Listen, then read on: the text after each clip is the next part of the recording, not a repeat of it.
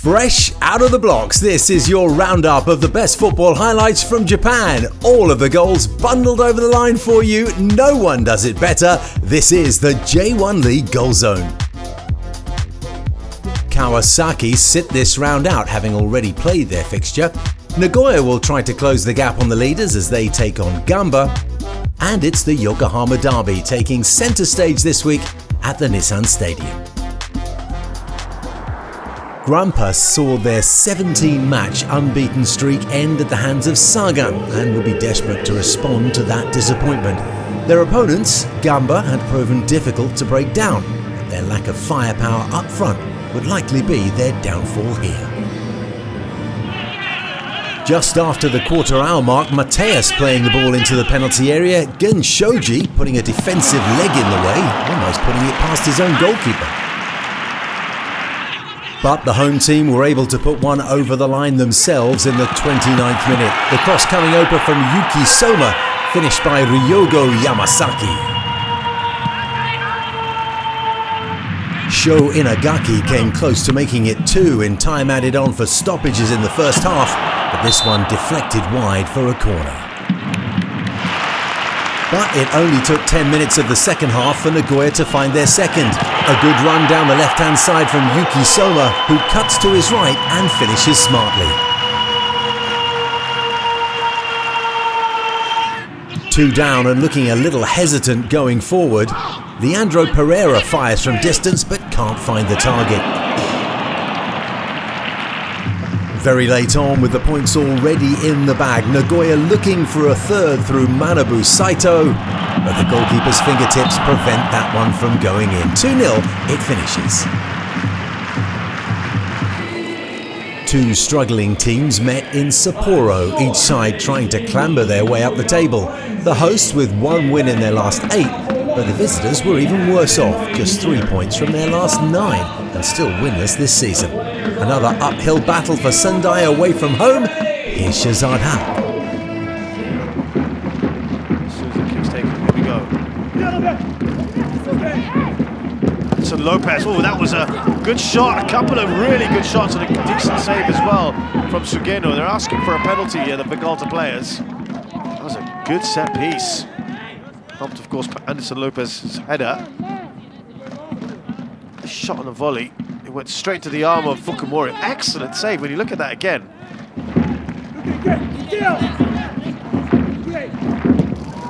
And they've been rewarded here. The pressure's paid off. And it's the man who scored the winner in their last match of the J.League Cup, Chihiro Keto, with his first goal, his first professional goal. This is Uehara, now Martinez.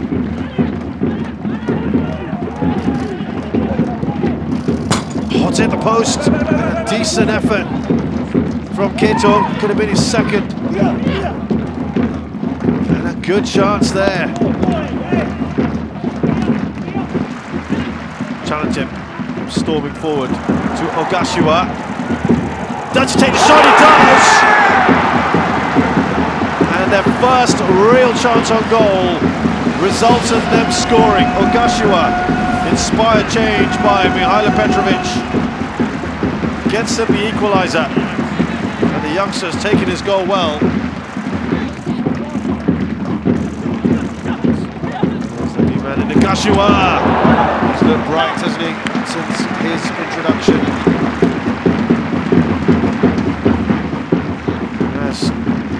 Just opened things up a little bit for them. I think we'll be disappointed with that one.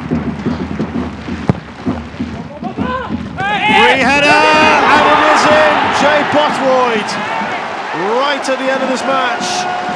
The big man has scored. He used his massive height to his advantage. 190. The tallest outfield player here, and it's made the difference. His first goal this season, he barely played because of the COVID restrictions, but he looks to have got the winner here this season.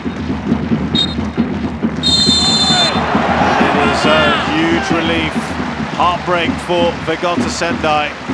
Jay Bothroyd had come on and use his height and his experience to guide his header in.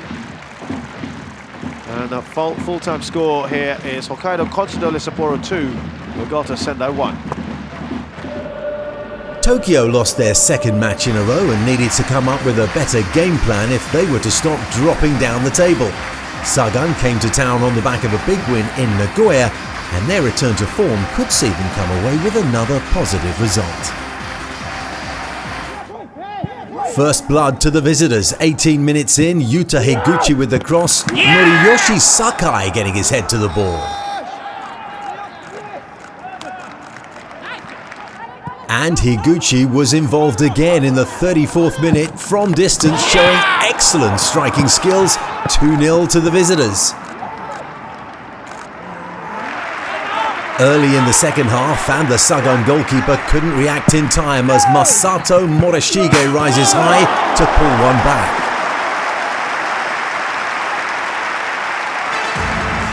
Good build-up work from Tokyo. 2 minutes later, Ryoya Ogawa's left foot shot turned away by the goalkeeper.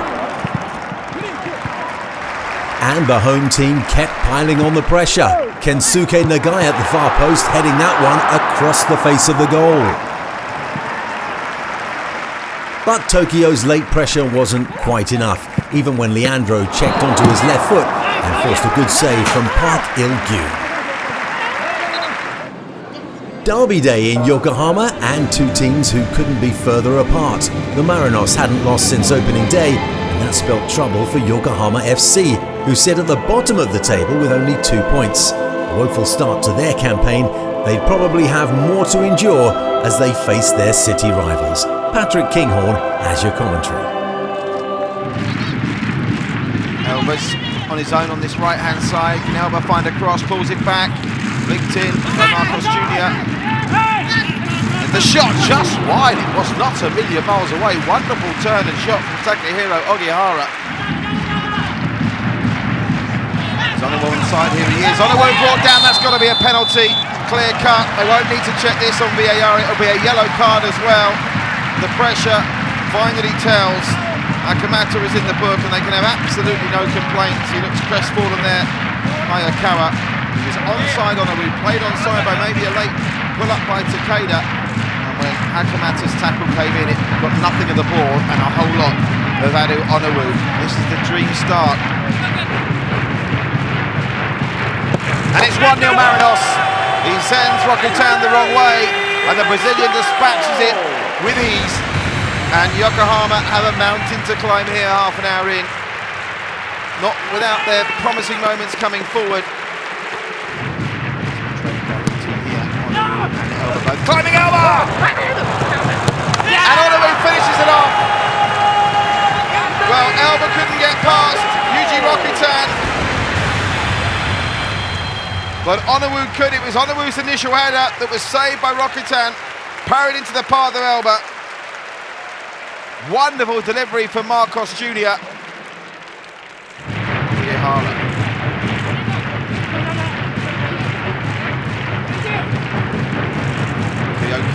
Oh, Territon didn't see it, but Marcos Jr. didn't somehow. It swings away from goal. Well, they should be away and out of sight here. Now Ogawa. He's got Kleber in the middle. Ogawa going on his own here. And the keeper has to make a save, Yohei Takio. Elba. So much urgency in the pace, but they've got numbers forward. Marcos Jr. trying to release Onowo, who's going to get there first. Onowo to make it three. He's round the keeper. Has just got to finish Onowo. Onowo's second. The Marinos is third. You can ink the points in the ledger. They're going to avenge that defeat on the final day of last season. And then improve their league placing, while at the same time condemning Yokohama to at least another week at the bottom of the table. There's Elba. Oh no, maybe Tsunuma's in as well. Oh, easy peasy, and it's 4. And Maeda gets his 8th of the season. He's had a frustrating afternoon for the most part, but that frustration has just been released as the Furies fall apart.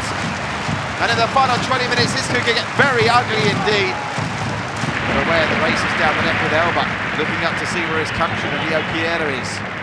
Elba, that pass let him down, but Leo Chiera's in. What a dream start this would be! Leo Chiera scored with his first touch in J1 football. The dream beginning makes it 5, and you can tell what his teammates think of that. What a stunning introduction to the life as a Marinos. And I think they found themselves a very popular teammate with a dream beginning. He has scored within seconds of his arrival in J1. Well, of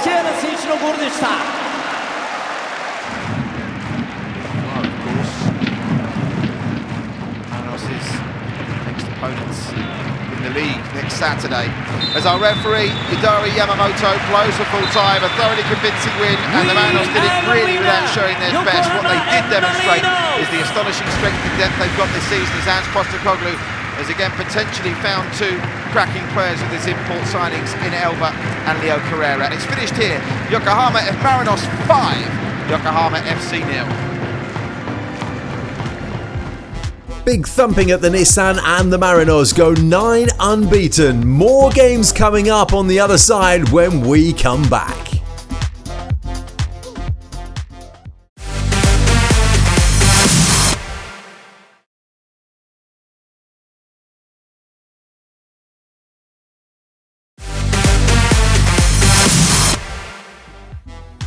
Back on the J1 League Goal Zone, are you ready for more? Well, there's a flurry of goals heading your way. There's simply no stopping those footballing boots in Japan.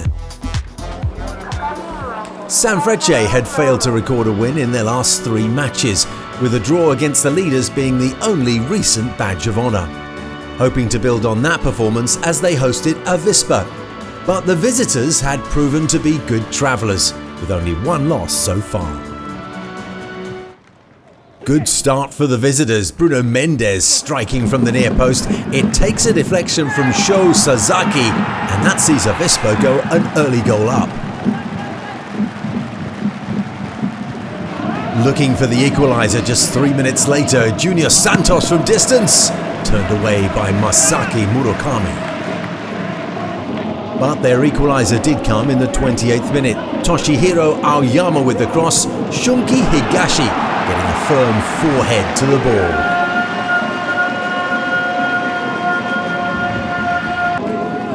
(1-1) at the break, into the second half now, and a 58th minute move started by Hiroyuki Mai. And what a finish from him on the volley from outside the box, 2-1. 11 minutes left now. Sanfrecce desperate to get back into this one. Yuki Nogami trying from distance, but just slicing it wide. Their final opportunity came in the 85th minute, and it was a golden one. Higashi at the far post, but a super save from Murakami. 2-1 it finished to the visitors. After a tough start, Kashiwa seemed to have turned a corner, having made it back-to-back wins without conceding. Vortis arrived on the back of a loss, but with 4 wins out of their last 6, they might feel another victory would be well within their reach. Here's Mark Richmond. Fujita outside to Fujiwara, who's taking the run on. Fujiwara! Sneaking in at the near post, and Seong-gyu had to make a save. Oh, it's a mistake at the back, and an opportunity to seize upon. It's the opening goal! Hiroto Goya, having scored in midweek, has doubled that up on the weekend. And it came about out of nowhere against a Tokushima Vortis who looks so comfortable, so confident, and maybe overconfident as they tried to play it off the back. The moment it came right here to Fukuoka, that's where he should have cleared it the first time down the flanks, because Diego had opened up the space for him. Instead, he tried to cut it right back, and Hiroto Goya completely read it alongside Isaka. They chased him down. Isaka won the ball back, and Goya just had the goalkeeper in front of him, of which he unleashed a stinger into the back of the net. A rising one, which the goalkeeper had no chance to get behind. Can they profit from one? Kamiya swings it all the way in, and it's a free header, and it's Ataru Isaka. second in as many J-League matches, having not scored in 20. And on his 140th J-League appearance, he profits from a spectacular delivery from Yuta Kamiya. Players available inside the penalty box, including Kita Zume! Oh, what a goal! That was superbly crafted. And Shihashi scores his first goal for the club, and his first in 41 games since 2017. I don't think he might have scored better in his lifetime as a professional player. From the left, switch down, Kita Zume. How good was that to place it inside the box for an on-rushing Keiya Shihashi. And for the first time this season, Kashiwa Reysol score 3, with the third being the pick of the bunch. By Nakama, Goya, Isaka on the outside. Nakama's continued his run behind the defense, and once the ball played into him, it is played into him. It's brilliantly finished by Hayato Nakama. VAR will check this, that's for sure, but he was waiting forever for the pass to be put in behind the defense because he had stolen a yard on his markers en route to goal the moment he had unleashed the ball and won it high enough, and that was him waiting and waiting. Was he onside? Very close. But if VAR was to do the silly thing and start drawing the lines, that shoulder might have been off. Isaka assists for the second time in this game, having set up Goya for the first. This time, the ball played in behind the defense that didn't pick up the run of Hayato Nakama, who gets his second of the season. Isaka doing well to take it away from Kita Zume. We all know he's got pace. They love him over here. Still Kita Zume. Still Kita Zume. That's a lovely ball for Goya!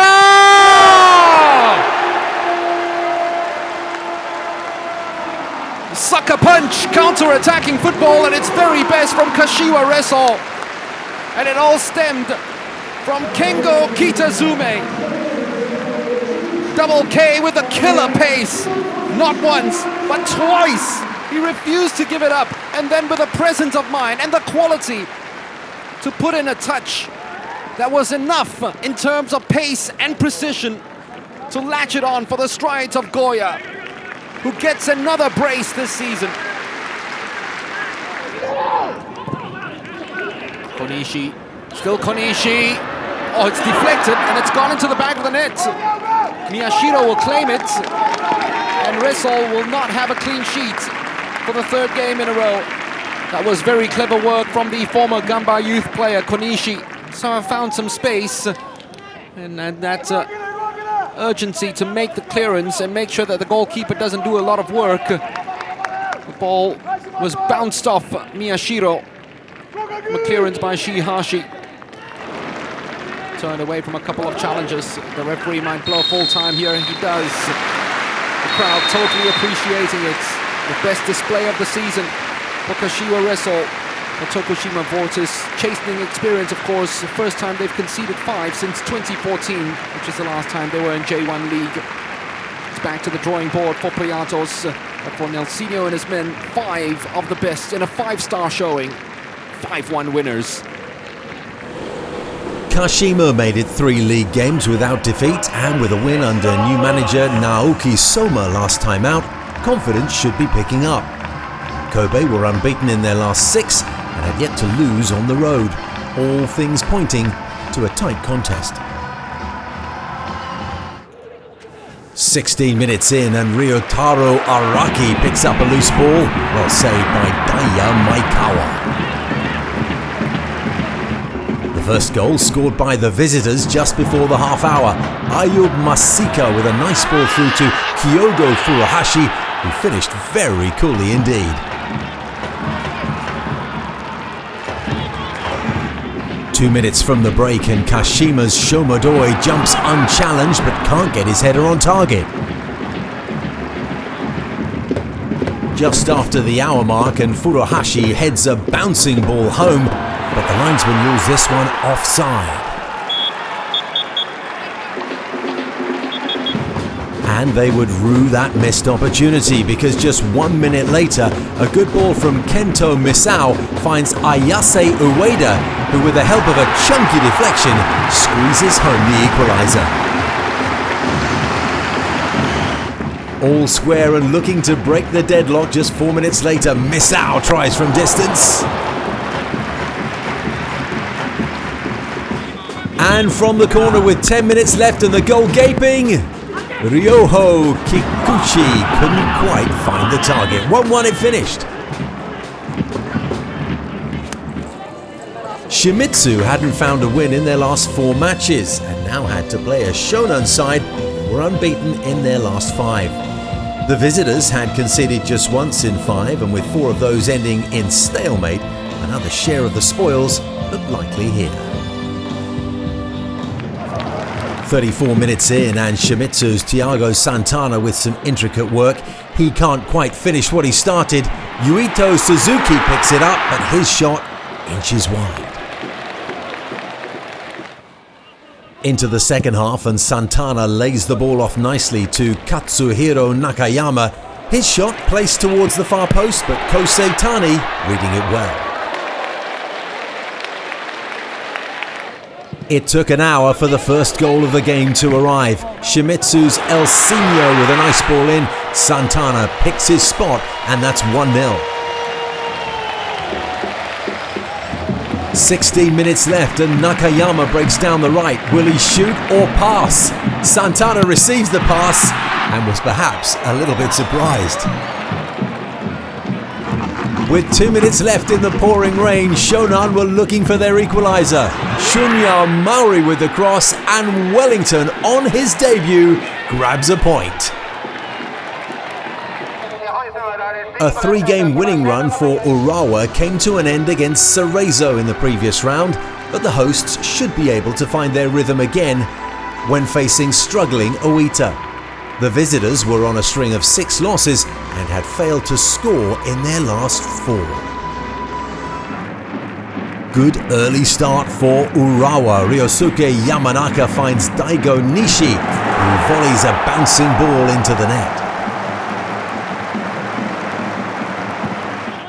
Oita found their equaliser midway through the first half.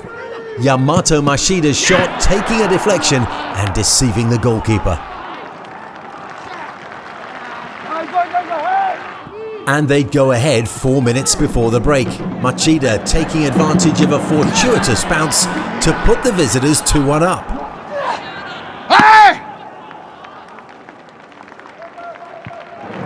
But there was still time for another first half goal. Seigo Kobayashi not being cool enough with his left-footed shot though. Urawa pressing in the second half looking for that equaliser. Yoshio Koizumi finds Tomoaki Makino at the far post and he slides in to make it 2-2. Eight minutes left and with the ball ricocheting dangerously around the 6-yard box, Tatsuya Tanaka puts Urawa ahead against his former club.